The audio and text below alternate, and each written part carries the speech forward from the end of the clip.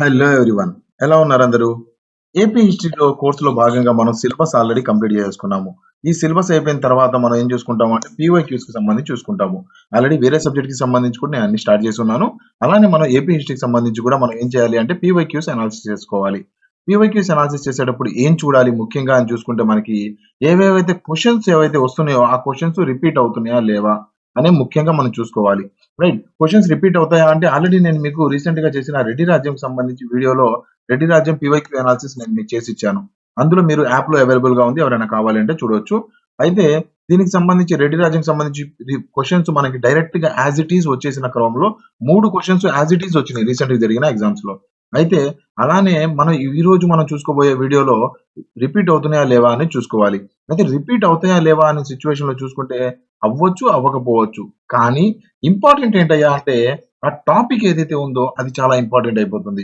Example చూసుకుంటే ఒక రాజు గురించి ప్రతాపరుద్రుడు గురించి ఎక్కువ అడుగుతున్నారు. అయితే దానికి సంబంధించి ఇంపార్టెంట్ అయిపోతాడు ప్రతాపరుద్రుడు. అలాంటప్పుడు మనం ఏం చేయాలి అంటే ఆల్రెడీ ఒక పుస్తకంలో మీరు చదువుతూ ఉంటారు. ఎగ్జాంపుల్ బిఎస్ఎల్ హనుమంతరావు చదువుతున్నాం అనుకుందాము. అలాంటి టైంలో మీరేం చేయాలి అంటే ఇంకొక పుస్తకం తీసుకొని ప్రతాపరుద్రుడి గురించి ఇంకొద్దిగా డెప్త్‌గా చదవాలి. నేను 4, 5 పుస్తకాలు చదవని చెప్పి ఎప్పుడూ అడ్వైస్ చేయను. కానీ ఏదైతే పీవైక్యూలో అడిగారో, పీవైక్యూలో ఒక వ్యక్తి గురించి గాని, లేదంటే ఒక ఏదైనా ఈవెంట్ గురించి అడుగుతున్నారు ఎక్కువ శాతము అంటే, దానికి సంబంధించి మీరు పక్కా వేరే 1, 2 పుస్తకాలు తీసుకొని, ఆ కంటెంట్ ఏదైతే ఉందో ప్రతాపరుద్రుడి గురించి చదువుతున్నాము అంటే, ప్రతాపరుద్రుడి గురించి ఇంకొక 4, 5 పాయింట్లు ఎక్కువ యాడ్ చేసుకోవాలి. మీ మెటీరియల్‌లో ఎక్కడో చోట 3, 4 పాయింట్లు ఇంకా యాడ్ చేసుకొని వేరే పుస్తకం నుంచి ట్రై చేయాలి. ఎందుకంటే ఒకవేళ మీరు ఎగ్జామినర్ అయితే ఆలోచించండి. ఒక టాపిక్ నుంచి మీరు క్వెషన్ ఇస్తున్నారు అంటే, అది ఇంపార్టెంట్ అయితేనే ఇస్తారు గదా మీరు. అలానే ఎగ్జామినర్ మైండ్ గూడా ఆ టాపిక్ ప్రతాపరుద్రుడు ఇంపార్టెంట్ కాబట్టి, ప్రతాపరుద్రుడి గురించి ఎక్కువ క్వెషన్స్ అడిగే ఆస్కారం ఉంది. ఆ టైంలో మీరు మీ మెటీరియల్‌ని స్ట్రెంథెన్ చేయడానికి ట్రై చేయండి. పుస్తకం మొత్తం మళ్ళీ రెండో పుస్తకం ఓపెన్ చేయండి ఈ టైంలో అని చెప్పి నేను అనను. ఇంపార్టెంట్ ఏదైతే పీవైక్యూస్‌లో వచ్చినాయో వాటి వరకు మాత్రం వేరే పుస్తకం ఓపెన్ చేయాల్సిందే. ఆ కంటెంట్‌ని మీరు డెవలప్ చేయాల్సిందే. రైట్. సో, ఇక్కడ చూసుకుంటే మనకి దీనికి సంబంధించి ఈ క్లాస్‌కి సంబంధించి పీడీఎఫ్ యాప్‌లో అవైలబుల్‌గా ఉంది. అండ్ యాప్‌లో ఆల్రెడీ కోర్స్ మొత్తం మనది కంప్లీట్ అయిపోయింది. నా టీచింగ్ స్టైల్ మీ అందరికీ తెలిసిందే. With images, with mnemonics, with coding, AP history, factual లాంటి సబ్జెక్ట్‌ని కూడా చాలా సునాయాసంగా మనం డీల్ చేసేసి ప్రతి సబ్జెక్ట్ ఏపీ హిస్టరీ అనే కాదు. ఏ సబ్జెక్ట్ తీసుకున్నా సరే మీకు పాలిటీలో సంబంధించి ఆర్టికల్స్ గుర్తుండవు. ఇలా ఏ సబ్జెక్ట్ తీసుకున్నా సరే, ఏ ఎగ్జామ్‌కి తీసుకున్నా సరే మన దగ్గర ఆల్రెడీ యాప్‌లో కోర్సెస్ అవైలబుల్‌గా ఉన్నాయి. డెమో వీడియోస్ కూడా ఉన్నాయి. కావాలి అంటే యూట్యూబ్‌లో కూడా చాలా డెమో వీడియోస్ ఉన్నాయి. ఇందులో యాప్‌లో కూడా మనకు చాలా డెమో వీడియోస్ ఉన్నాయి. కావాలి అంటే ఒకసారి చూసి దాని తర్వాత కోర్సెస్ కావాలంటే చాలా తక్కువ ప్రైజెస్‌లో మనకి అవైలబుల్‌గా ఉన్నాయి. తీసుకోవచ్చు. నంబర్ ఆఫ్ రివిజన్స్ చేసుకుంటూ అలసిపోకండి. ఇలాంటి మినోమిక్స్, ఇలాంటి కోడింగ్‌తో, ఇలాంటి ఇమేజెస్‌లో చదవడానికి ట్రై చేయండి. మీకు తక్కువ రివిజన్‌తో టైం అయిపోతుంది. ఎక్కువ టాపిక్స్ మీరు కవర్ చేసుకుంటూ ఉండొచ్చు. రివిజన్ తగ్గింది అంటే. లేదంటే ఒకే టాపిక్ మీద కూర్చొని ఉన్నారనుకోండి, టైం బాగా ఎక్కువైపోతూ ఉంటుంది. At the same time exam దగ్గరకొచ్చేస్తుంది. టెన్షన్ కూడా ఎక్కువైపోతుంది. సో, ఈ రోజు వీడియోలో చూసుకుంటే మనకి ఇంపార్టెంట్ ఏం చూడబోతున్నాము అంటే, మన యూనిట్ 5 ఏదైతే ఉందో 1956 నుంచి 2014 వరకు ఏదైతే మనకి ఇంపార్టెంట్ ఈవెంట్స్ ఉన్నాయో యూనిట్ 5 దానికి సంబంధించి మనకి పీవైక్యూస్ ఏం అడిగారు అనేది ఈరోజు మనం వీడియోలో చూసుకోబోతున్నాము. సో, స్టార్ట్ చేసుకుంటే మనకి ఆల్రెడీ చెప్పాను. క్వెషన్స్ మాత్రం వినండి. నోట్స్‌లు, పెన్నులు, పెన్సిల్ ఏం తీసుకొని కూర్చోకండి. ఓన్లీ క్వెషన్స్ ఏం అడుగుతున్నారు అనేది మాత్రమే చూసుకోవాలి. ఫస్ట్ చూసుకుంటే మనకి 2019 ఏదైతే గ్రూప్ 2 ప్రిలిమ్స్ ఏదైతే జరిగిందో దానికి సంబంధించి మనం చూసుకుంటే ఫస్ట్ క్వెషన్ ఏమడిగారంటే, ఏ ముఖ్యమంత్రి కాలంలో ఎన్టీ రామారావు గారు తెలుగుదేశం పార్టీని నెలకొల్పారు? మనకి ఎన్టీ రామారావు గారు, నందమూరి తారక రామారావు గారు ఆల్రెడీ తెలుసు మీ అందరికీ. ఈ నందమూరి తారక రామారావు గారి గురించి చూసుకుంటే మనకి చాలా ఇంపార్టెంట్ పర్సను. మనకు చాలా డిఫరెంట్ మోడ్యులేషన్స్‌లో ఈయన గురించి చదువుకొనున్నాము వీడియోలో. దీనికి సంబంధించి ఈయన పార్టీ ఎప్పుడు పెట్టారు అనే దాని గురించి అడుగుతున్నారు. మనం ఆల్రెడీ వీడియోలో డిస్కస్ చేసుకున్నాము. ఎవరి కాలంలో పెట్టారు అనేది ఒకసారి ఆప్షన్ చూసుకుందాము. అంజయ్య గారు, కోట్ల విజయభాస్కర్ రెడ్డి గారు, భవనం వెంకట్రావు గారు, దాని తర్వాత జలగం వెంగళరావు గారు. ఈయన టైంలో మనకి ఎవరి టైంలో పెట్టారు అని అడుగుతున్నారు. కోడింగ్ ఆల్రెడీ మీకు తెలిసిందే. తారక రామారావు గారు. తారక రామారావు వెంకట్రావు. తారక రామారావు వెంకట్రావు. ఓకే. వెంకట్రావు వెంకట ట తారక తారక రామారావు అని చెప్పి ఇలా సిమిలర్ సౌండింగ్ వర్డ్ ఇది. సిమిలర్ సౌండింగ్ వర్డ్‌తో మనం గుర్తుపెట్టుకోవడానికి ట్రై చేశాము. ఓకే. ఇలా మనకి చూసుకుంటే నెక్స్ట్ క్వెషన్ ఏమడిగారయ్యా అని చెప్పి చూసుకుంటే, సమైక్య ఆంధ్రప్రదేశ్ అవతరణ దీని తర్వాతే జరిగింది అని చెప్పి అడుగుతున్నారు. సమైక్య ఆంధ్రప్రదేశ్ ఏదైతే ఉందో ఎవరి తర్వాత జరిగింది? ఏ ఈవెంట్ తర్వాత జరిగింది? ఈవెంట్ అండి ఇది. ఈవెంట్ గురించి క్వెషన్ అడిగారు కాబట్టి మీరు ఇందులో ఇంపార్టెంట్ టేక్ అవేస్, ఇంపార్టెంట్ టాపిక్స్ ఏవైతే ఉన్నాయో అవన్నీ నేను మీకు లాస్ట్ ఒకసారి నేను మీకు ఈ ఇమేజ్ లో లాస్ట్ ఏమేమి ఉన్నాయి, ఇంపార్టెంట్ ఏం అడుగుతున్నారు అనేది నేను మీకు క్లియర్ గా చెప్తాను. టెన్షన్ ఏం లేదు. వాటి గురించి మీరు చూసుకోవచ్చు. ఫస్ట్ క్వశ్చన్ ఎలా అడుగుతున్నారు అనేది మీరు క్లియర్ గా చూసుకోవడానికి ట్రై చేయండి. ఫస్ట్ చూసుకుంటే మనకి సమైక్య ఆంధ్రప్రదేశ్ అవతరణ దీని తర్వాతే జరిగిందని చెప్పి అడుగుతున్నారు. దేని తర్వాత హైదరాబాద్ ముఖ్యమంత్రి మనకి బురగాల మన రామకృష్ణారావు గారు ఎవరైతే ఉన్నారో ఆయన అంగీకరించిన తర్వాత, లేదా కేవీ రంగారెడ్డి గారు అండ్ ఎం చెన్నారెడ్డి గారు సమ్మతించిన తర్వాత, లేదా విశాలాంధ్ర కోసం ఆంధ్ర రాష్ట్ర మనకి ఏకీగ్రవ తీర్మానం చేసిన తర్వాత అని చెప్పి అడుగుతున్నారు. 4వ ఆప్షన్ ఏమి ఇచ్చారు అంటే 1956 ఫిబ్రవరి 20న పెద్ద మనుషుల ఒప్పందం జరిగిన తర్వాత అని చెప్పి అడుగుతున్నారు. నిన్న వీడియోలో నేను ఆల్రెడీ డిస్కస్ చేశాను. ఎవరి తర్వాత జరిగింది అంటే పెద్ద మనుషులు అందరూ కూర్చొని ఏం చేశారు, ఆంధ్రప్రదేశ్ వేరుగా ఉండాల్సిందే, సమైక్య ఆంధ్రప్రదేశ్ కావాల్సిందే అని చెప్పి ఏమన్నారు, పెద్ద మనుషులు అందరూ కూర్చొని ఏం చేశారంటే ఒప్పందం ఒకటి చేసుకున్న తర్వాతే ఆంధ్రప్రదేశ్ వేరుగా మారింది అని చెప్పి ఆల్రెడీ మనం నిన్న వీడియోలో డిస్కస్ చేసుకున్నాము. రైట్. నెక్స్ట్ 3వ క్వశ్చన్ చూసుకుంటే మనకి 1972 నుంచి 73లో జయ ఆంధ్ర ఉద్యమం ఏదైతే ఉందో అది ఎలా ముగిసింది అని చెప్పి అడుగుతున్నారు. ఎలా ముగిసింది అని చెప్పి మనందరికీ తెలిసిందే. ఆల్రెడీ జయేంద్రకి సంబంధించి మనం చూసుకుంటే ఒక 6 డిఫరెంట్ సూత్రాలని తీసుకొని వచ్చారు. తీసుకొని వచ్చిన తర్వాత గవర్నమెంట్ 6 సూత్రాలు తెచ్చిన తర్వాతే మనోళ్ళందరూ యాక్సెప్ట్ చేశారు. ఏం 6 సూత్రాలు అంటే మనకి ముల్కీ రూల్స్ ఏవైతే ఉన్నాయో ముల్కీ రూల్స్, ఈ ములుకు నాది, ఈ ములుకు నాది, ముల్క్ అంటే తెలుసు కదా, ఈ ఏరియా, ఈ ములుకు నాది అని చెప్పి ముల్కీ రూల్స్ తీసుకొని వచ్చారు. ఆ ముల్కీ రూల్స్ లో ఏంటి, ఈ ఏరియా నాది అంటే ఏమంటున్నారు, తెలంగాణ వాళ్ళు ఏమంటున్నారు, తెలంగాణ నుంచి ఉన్నోళ్ళు ఏమంటున్నారంటే ఈ ములుకు మాదండి, ఈ ములుకు మాది, మీరు వెళ్ళిపోండి ఇక్కడి నుంచి, వెళ్ళిపోండి అనట్లేదులేండి, కానీ ఇక్కడ ఉద్యోగాలు ఏవైతే ఉన్నాయో ఆ ఉద్యోగాలన్నీ తెలంగాణ వాళ్ళకి రిజర్వేషన్ ఇవ్వాలి అండ్ వాళ్ళు చదువుకునే విద్యా సంస్థలో కూడా రిజర్వేషన్ ఉండాలి అని చెప్పి, తెలంగాణ ఉద్యోగాలు తెలంగాణ వాళ్ళకే అని చెప్పి ఒక రూల్ పాస్ చేస్తున్నారు. పెద్ద మనుషుల ఒప్పందం ఇందాక మాట్లాడుకున్నాం కదా, అందులో ఒక రూల్ ఒకటి పాస్ చేస్తున్నారు. ఆ ఒప్పందం ప్రకారం మనకి ఆంధ్రప్రదేశ్ విభజన జరిగింది కాబట్టి దానికి సంబంధించి మీరు ఆ రూల్సే పాటించి మాకు ఆ రూల్స్ ని వర్తింపజేయండి అని చెప్పి తెలంగాణ మూవ్మెంట్ ఒకటి జరిగింది. ఓకే.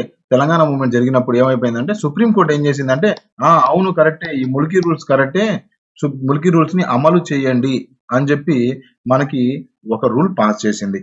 అయితే అలాంటి సందర్భంలో ఏం చేశారంటే ఆంధ్రప్రదేశ్ వాళ్ళందరూ జై ఆంధ్ర ఉద్యమం పెట్టారు. మా క్యాపిటల్ సిటీ ఇది, ఆంధ్రప్రదేశ్ వాళ్ళు చెబుతున్న మాట. మా క్యాపిటల్ సిటీ ఇది, మా క్యాపిటల్ సిటీలో మాకు ఉద్యోగాలు లేకపోతే ఎలా అని చెప్పి ఏం ఉద్యమం స్టార్ట్ చేశారు, జై ఆంధ్ర ఉద్యమం స్టార్ట్ చేశారు. దేనికి, ముల్కీ రూల్స్ కి విరుద్ధంగా. సో ఇక్కడ చూసుకోండి, ఎగ్జామినర్ మిమ్మల్ని కన్ఫ్యూజ్ చేయడానికి ఫస్ట్ ఆప్షన్ లో ఏమి ఇచ్చాడంటే 1953 ఏదైతే మనకి జై ఆంధ్ర ఉద్యమం ఏదైతే ఉందో అది ఆగిపోవడానికి ముగిసివేయడానికి కారణం ఏంటి అని చెప్పి అడిగారు. ఓకే. జై ఆంధ్ర ఉద్యమం ఆపేయడానికి కారణం ఏంటి అని చెప్పి అతను అడిగారు. సో ఇక్కడ ఫస్ట్ ఆప్షన్ లోనే ఏమి ఇచ్చాడంటే ముల్కీ నిబంధనలు రద్దుతో అని చెప్పి ఇచ్చాడు.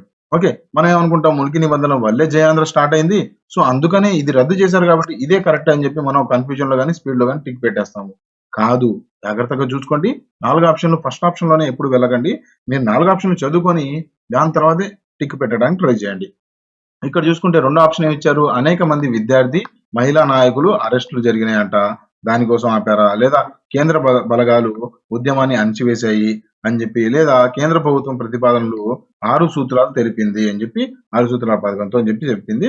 అవును, ఈ ఆప్షన్ కరెక్ట్. మనకి ఎలా అనేది చూసుకుంటే మనకి ఆల్రెడీ చూసుకున్నాము, ఈ ముల్కీ నిబంధనలు ఏవైతే ఉన్నాయో అవి కూడా ఒక పార్టే.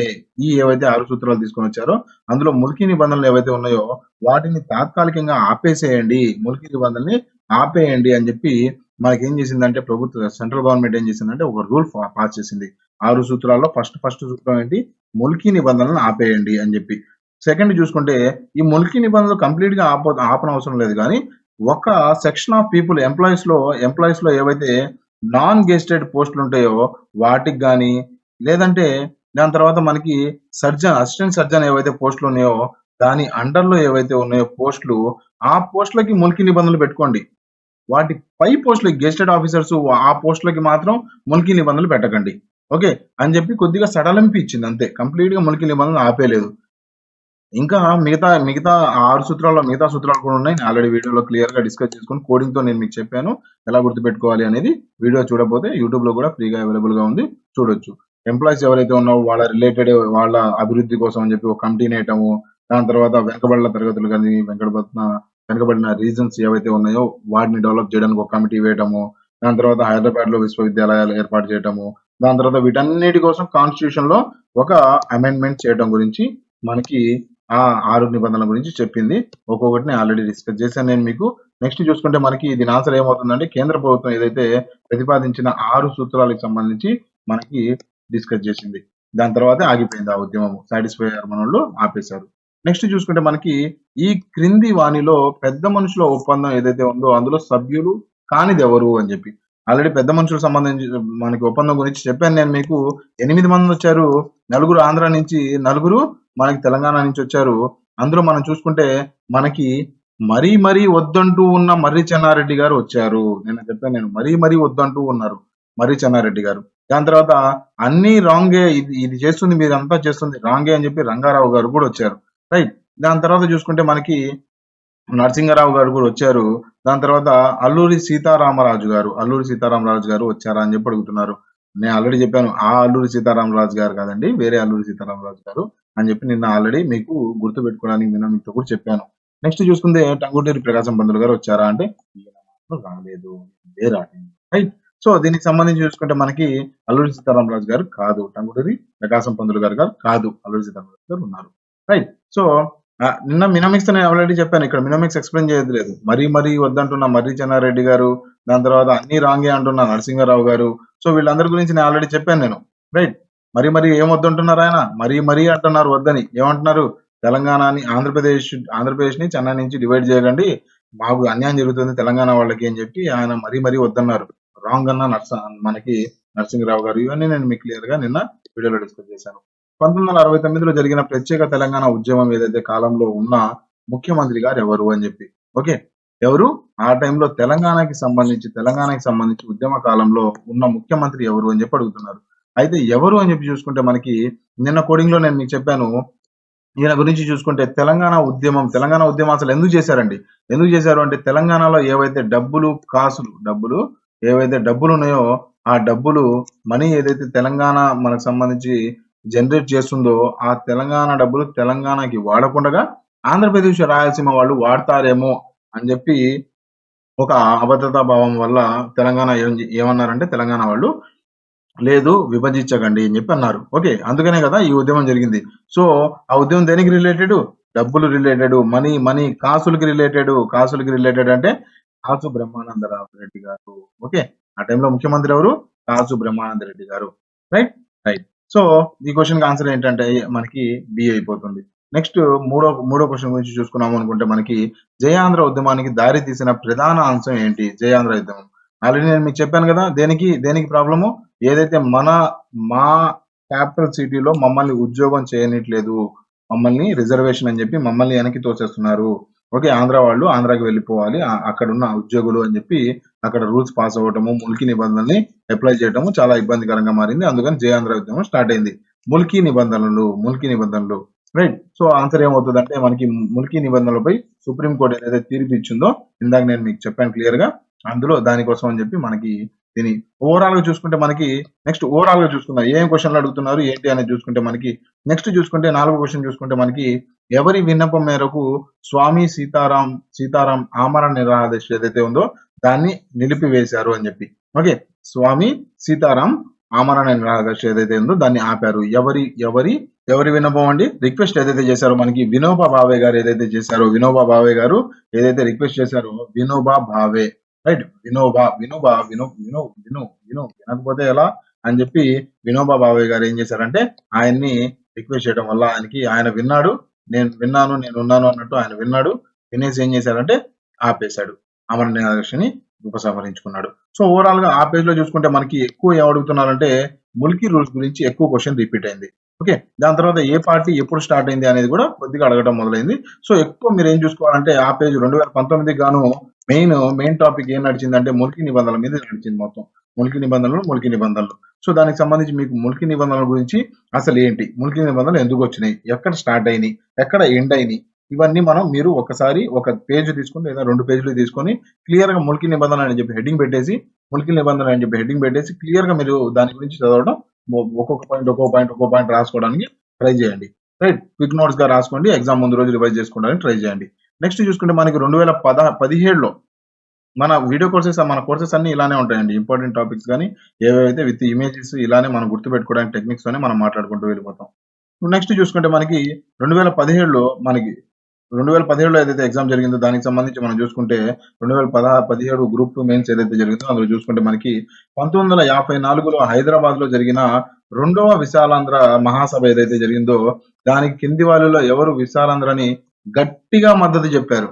ఓకే, గట్టిగా మద్దతు చెప్పారు. ఎవరు చెప్పారు? చెప్పాను కదా, బాగా ఆనందపడుతున్నారు. ఎవరు ఆనందపడుతున్నారు అంటే మనకి స్వామి రామానంద రామానంద గారు మనకి ఆనందం పడుతున్న రామానంద తీర్థ గారు మనకి గట్టిగా మహాసభ దీనికి సంబంధించి మనకి ఈ ఏదైతే విశాలాంధ్రకి గట్టిగా మద్దతు ఇచ్చారు ఆయన.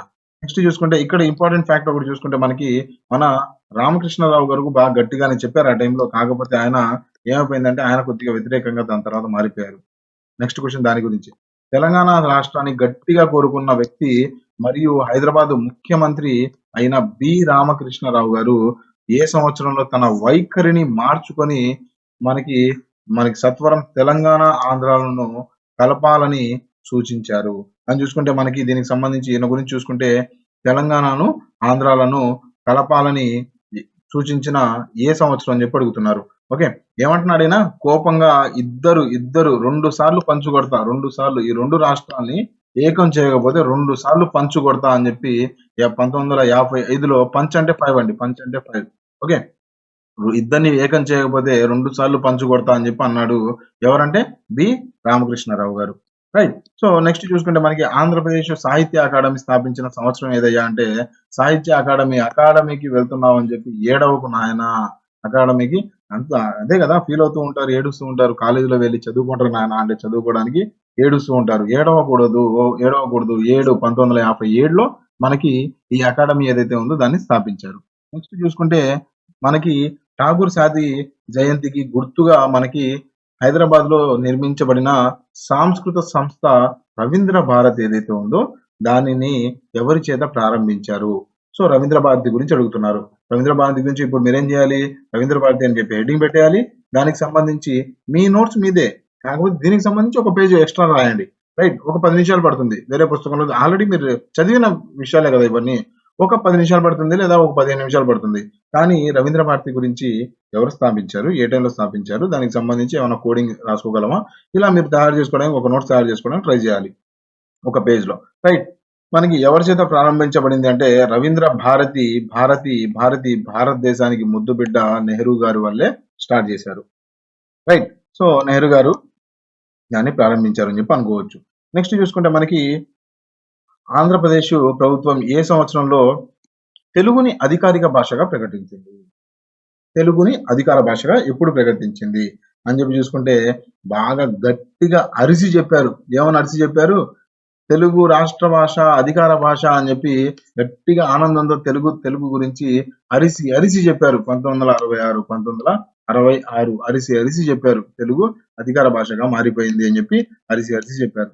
సో నెక్స్ట్ క్వశ్చన్ చూసుకుంటే మనకి క్రింది వారిలో ఎవరి నాయకత్వంలో ఆంధ్రప్రదేశ్ ఏదైతే మంత్రివర్గం భూ సంస్కరణ బిల్లుని ఆమోదించింది? భూ సంస్కరణలు ఏదైతే ల్యాండ్ కి సంబంధించి సీలింగ్ యాక్ట్ లాంటిది మనకి ఎవరి టైంలో తీసుకొని వచ్చింది అని చెప్పి మనం చూసుకుంటూ ఉంటాం.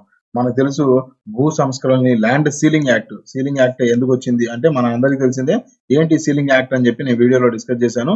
ఏం లేదు, మనకి ఏదైతే ఒక 5 ఎకరాలు లేదా 6 ఎకరాలు లేదా 10 ఎకరాలు మాత్రమే ఒక మనిషికి ఉండాలి, ఒక్కొక్కళ్ళకి 100 ఎకరాలు 150 ఎకరాలు ఇలా పులిలా తీసుకొని వచ్చారు. ఎవరు? పివి నరసింహారావు గారు. ఓకే, పివి నరసింహారావు గారు సింహంలా తీసుకొని వచ్చారు ఆ యాక్ట్ ని. ఓకే, సింహం ఎలా అయితే పొలాల మీద పడి అందరినీ పారగొడుతుందో, అందరినీ వెళ్ళగొడుతూ ఉంటుందో, అలానే మనకి మన నరసింహారావు గారు ఏం చేశారు? ల్యాండ్ కి సంబంధించి సీలింగ్ యాక్ట్ తీసుకొని వచ్చారు. రైట్, ల్యాండ్ సీలింగ్ యాక్ట్ గురించి కొద్దిగా చూసుకోవడానికి ట్రై చేయండి. నెక్స్ట్ చూసుకుంటే తెలుగు భాషని, సాహిత్యాన్ని, సంస్కృతిని ప్రోత్సహించేందుకు ప్రపంచ తెలుగు మహాసభలు ఏవైతే జరిగినాయో దానికి సంబంధించి ఏ సంవత్సరంలో మొదలు పెట్టారు అని చెప్పి అడుగుతున్నారు. ఏ సంవత్సరం మొదలు పెట్టారు? 1975లో మొదలు పెట్టారు. రైట్, మనకి నెక్స్ట్ చూసుకుంటే ప్రభుత్వం నుండి లంచగొండితనాన్ని నిర్మూలించడానికి ముఖ్యమంత్రి ఎన్టీ రామారావు గారు మనకి ధర్మ మహామాత్ర అని చెప్పి ఒక కొత్త డివిజన్ ని, ఒక కొత్త అధికారిని నియమించారు. ఒక వ్యవస్థని స్టార్ట్ చేశారు. ఓకే. ఆ వ్యవస్థకి సంబంధించి చూసుకుంటే అది ఈ పదవి చేపట్టిన మొదటి అధికారి ఎవరు అని చెప్పి అడుగుతున్నారు. రైట్. మనం చూసుకుంటే ధర్మాన్ని పాటించే రాముడి టైంలో ఇది స్టార్ట్ చేశారు అన్నట్టు మనం కోడింగ్ లో గుర్తుపెట్టుకుందాం. రాముడి టైంలో రామిరెడ్డి రాముడి టైంలో ధర్మాన్ని పాటించే ఏం చేయాలి? లంచం ఉండకూడదు, ధర్మాన్ని పాటించాలి, లంచగొండితనం ఉండకూడదు. ఎవరు చెబుతున్నారు? రాముడు వారు చెబుతున్నారు. ఈవి రామారెడ్డి గారు చెబుతున్నారు. ఈయన టైంలో మనకి దీనికి సంబంధించి స్టార్ట్ చేసాము అని చెప్పి మనం క్లాస్ లో డిస్కస్ చేసుకున్నాం.